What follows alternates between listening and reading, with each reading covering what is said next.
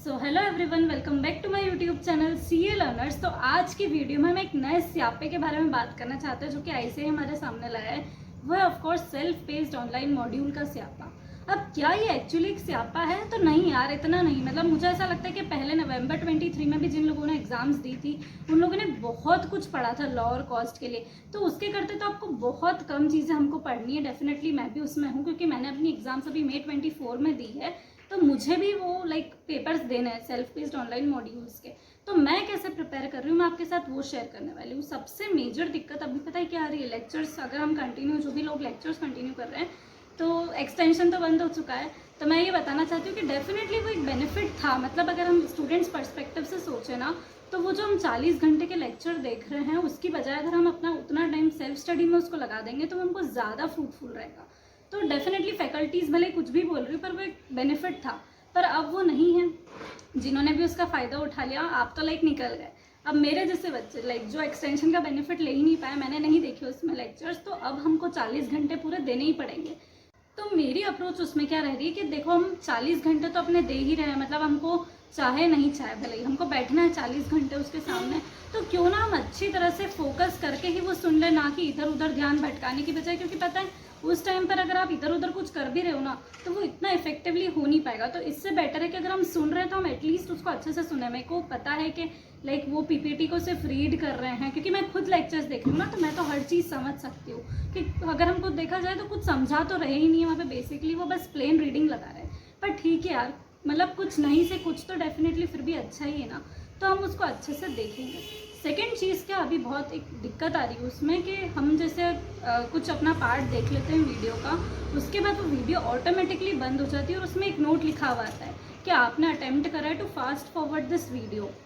जबकि हम ऐसा कुछ कर ही नहीं रहे, हम तो अपना चुपचाप बैठे हुए थे, वो लेक्चर देख रहे थे।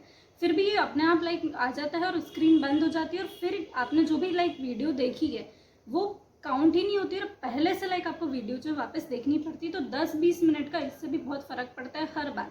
तो इसके लिए आपको क्या करना है, मैंने एक चीज़ ऑब्जर्व करी है कि जब भी हम वीडियो देखते वक्त अपना बहुत ज़्यादा ध्यान इधर उधर कर रहे हैं, मतलब हमारी आंखें बहुत ज़्यादा इधर उधर जा रही है, हम बहुत ज़्यादा मूवमेंट कर रहे हैं अगर वीडियो में, तो ये चीज़ हमारे साथ हो रही है। लेकिन फिर भी अगर ऐसा आपके साथ नहीं हो रहा है कि हम कुछ भी नहीं कर रहे, हम स्टिल एकदम बैठे हुए हैं उसकी तरफ फोकस्ड हैं, उसके बाद भी अगर वीडियो बंद हो रही है ना, तो एक चीज़ मैं आपको सजेस्ट कर सकती हूँ कि ईमेल और फ़ोन नंबर है, इस पर आप डेफिनेटली मेल कीजिए, इनसे बात कीजिए। डेफिनेटली आपको जो है सपोर्ट इस पर मिल रहा है और ऐसे अपनी तरफ से पूरी कोशिश कर रही है। पहले कुछ अलग टाइप के इश्यूज़ आ रहे थे, मतलब फेस डिटेक्ट नहीं हो रहा था और जो हम वीडियोस देख रहे थे वो काउंट ही नहीं हो रहा था टाइम एक्चुअली। अब थोड़ा अलग टाइप का इशू हो रहा है। हम पहले लोग हैं ना, पहली बार ये चीज़ ऐसी है कि हिस्ट्री में होने जा रही, तो ऑफकोर्स कुछ ना कुछ दिक्कतें तो आनी ही है। और ठीक यार, ये हमारे साथ नहीं, मतलब ऐसा मान के चलो ना कि तो सभी के साथ हो रहा है, हम अकेले थोड़ी ना है। तो जो भी एक्सेप्टिव मोड में इसको थोड़ा सा एक्सेप्ट करो कि जो भी इशूज़ है वो सभी के साथ है। तो जो भी लोग वेटेज के हिसाब से अपनी पढ़ाई कर रहे हैं, मैं आपको पहले से इन्फॉर्म करना चाहती हूँ एज अ सीए फाइनलिस्ट कि आईसीआई और वेटेज का कुछ अलग ही पंगा चलता है हमेशा से। तो अगर आप फुल प्रूफ सिर्फ वेटेज के हिसाब से अपनी पढ़ाई कर रहे हो ना, तो आप बहुत ज़्यादा रिस्क ले रहे हो। एक एग्जाम्पल मैं आपको देती हूँ, ठीक है? जैसे लॉ में सेबी जो है वो 20 मार्क्स का है, तो वो वेटेज के हिसाब से बहुत ज़्यादा कवरेज रख रहा है, लेकिन वो आपका 50% ऑफ द टाइम खा जाएगा। मतलब वो इतना टेक्निकल है। तो इससे अच्छा क्या कर रहे हैं, जो बाकी 80% पोर्शन है, जो छोटे छोटे चैप्टर्स है, जो कि 5 या 7 नंबर के भी चैप्टर्स है, उनको हम करना ज़्यादा प्रेफर करेंगे क्योंकि हमको 100 मार्क्स से स्कोर करने नहीं है।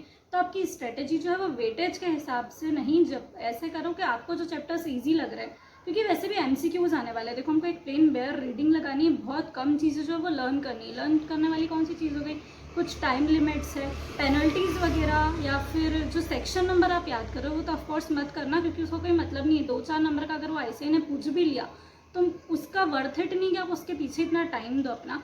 बहुत सारे बच्चे पता है हकीकत में अभी क्या कर रहे हैं, वो तो ऐसे तुक्के तुक्के में अपने एग्जाम्स को दे रहे हैं और क्लियर भी कर रहे हैं कुछ लोग उसमें से। तो हम तो फिर भी प्रिपरेशन के साथ अटेम्प्ट करने वाले इस एग्ज़ाम को, तो इतना ज़्यादा लोड नहीं है। लेकिन फिर भी आपको पता होना चाहिए कि कहाँ पर हमको कितने एफर्ट्स डालना है। उसके लिए मैं सेपरेट वीडियोस भी लाने वाली हूँ कि मेरी स्ट्रेटेजी क्या है इन सेपरेट सेट ए के लिए और सेट बी के लिए। तो उसके लिए आपको चैनल को सब्सक्राइब करना पड़ेगा।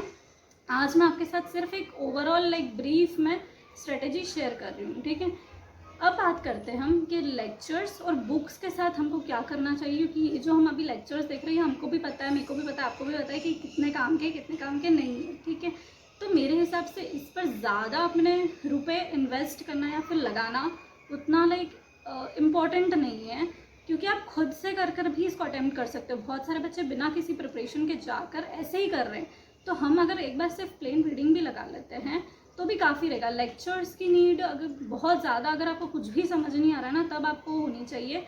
सो लेक्चर्स लेना तो बिल्कुल भी ज़रूरी नहीं है। बुक्स की अगर मैं बात करूँ तो बुक्स आप डेफिनेटली ले सकते हो, फैकल्टीज़ के नोट्स रेफर कर सकते हो, लेकिन लेक्चर्स की रिक्वायरमेंट नहीं है। और फिर अगर आपको इन दोनों चीज़ों को नहीं लेना है तो मैं जैसे मॉड्यूल से खुद से प्रिपेयर कर रही हूँ, तो आप चाहो तो उससे भी कर सकते हो, उससे भी डेफिनेटली समझ आ जाएगा। इतना कोई बहुत हाई लेवल का आपको नॉलेज यहाँ पर अप्लाई नहीं करना है।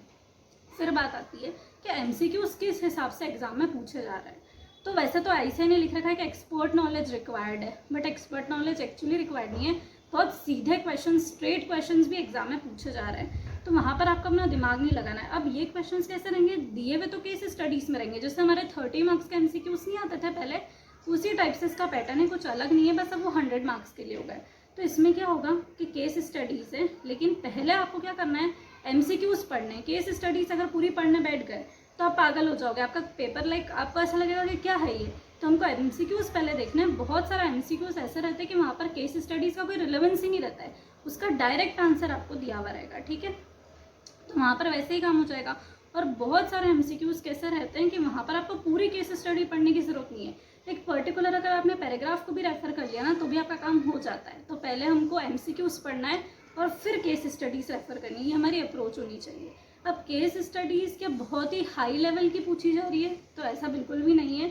एक बेसिक अगर हम बात करें कि जो हमारे एग्जाम्स का पैटर्न नहीं होता था जिसमें हम बोल रहे थे कि एमसीक्यूज़ एवरेज आए, वो यहाँ पर पैटर्न अभी चल रहा है। अब हमारा टारगेट क्या होना चाहिए इसको कंप्लीट करने का। तो मैंने देखो ये टारगेट लिया है कि जब पहले May 24 का रिजल्ट आ जाता है उससे पहले मुझे ये कैसे भी करके ये दोनों एग्ज़ाम्स अपनी क्लियर करनी है। अब आपका भी टारगेट यही होना चाहिए, भले ही आप नवंबर 24 में हो या May 24 में हो, ये उतना वर्थ इट नहीं है कि हम इसको इतना एक्सटेंड करें, ठीक है। अब एक लास्ट चीज़ जो आपको करके रखनी है वो ये है कि सबसे पहले जाओ अपने एग्ज़ाम सेंटर्स को चेक करो। अगर आपको नहीं पता है कि एग्ज़ाम सेंटर को कैसे चेक करना है तो मैं वीडियो इसके डिस्क्रिप्शन में लिंक दूंगी एक वीडियो की, वहाँ पर आप देख लेना। 3 मिनट की एक वीडियो है कि कैसे हम अपने एग्ज़ाम सेंटर्स को और उसके स्लॉट्स को चेक कर सकते हैं, क्योंकि वहाँ पर सीट्स अवेलेबल रहेगी, ठीक है। तो आपको उसको बुक करना पड़ेगा और ये सिर्फ आप तब कर सकते हो जब आप अपने वो 40 आवर्स के लेक्चर्स कंप्लीट कर लोगे ना, उसके बाद ये आप बुक कर सकते हो। तो एक बार पहले देख लेना कि कौन सी डेट पर आपके एग्ज़ाम्स है और उस डेट के हिसाब से एक टारगेट लेके कि मान लो अगर 10 जून को मेरी एग्ज़ाम है तो मैं उस हिसाब से अपनी प्रिपरेशन कर रही हूँ कि पूरे लेक्चर्स जो है मेरे 5 या 6 तक कंप्लीट हो जाए, 3 to 4 डेज़ में अपने सेल्फ टाइम दे सकूँ उसको पढ़ने के लिए, और फिर मैं जाकर एक एग्ज़ाम अपनी कंप्लीट कर सकूँ। तो उसके बाद फिर एक सब्जेक्ट होगा, उसके बाद फिर ये सेकंड चीज़ हमको वापस से सेकंड उस सेट के लिए करनी है। तो आपको सबसे पहली चीज़ जो भी इस वीडियो को एंड होने के बाद करनी है कि अपने एग्ज़ाम स्टेट्स को चेक करना है, सेंटर को चेक करना है, स्लॉट्स को चेक करना है, और अपना टारगेट अभी ये रखना है कि हमको जल्दी से जल्दी वो 40 आवर्स कंप्लीट करनी है, क्योंकि एक तरह से हमारे लिए ऑब्लिगेशन है, ठीक है। तो जो भी बच्चा भी इसको बहुत लाइटली ले रहे हैं, धीरे धीरे चला रहे हैं, आधा 1 घंटा देख रहे हैं बस, कभी कभी नहीं भी देख रहे हैं, वो कंसिस्टेंसी बिल्कुल भी नहीं है उनकी, उनको बाद में बहुत रिग्रेट होगा, क्योंकि बाद में पता है क्या होगा, आपको स्लॉट्स भी अवेलेबल नहीं होंगे क्योंकि एक साथ बच्चे फिर बैठेंगे, ठीक है। तो जल्दी से जल्दी प्रायोरिटी पर अपने लेक्चर्स को कंप्लीट कर लो, बहुत ज़्यादा इम्पोर्टेंट है, इतना ज़्यादा लाइटली मत लो, ये करना है तो करना है, ठीक है।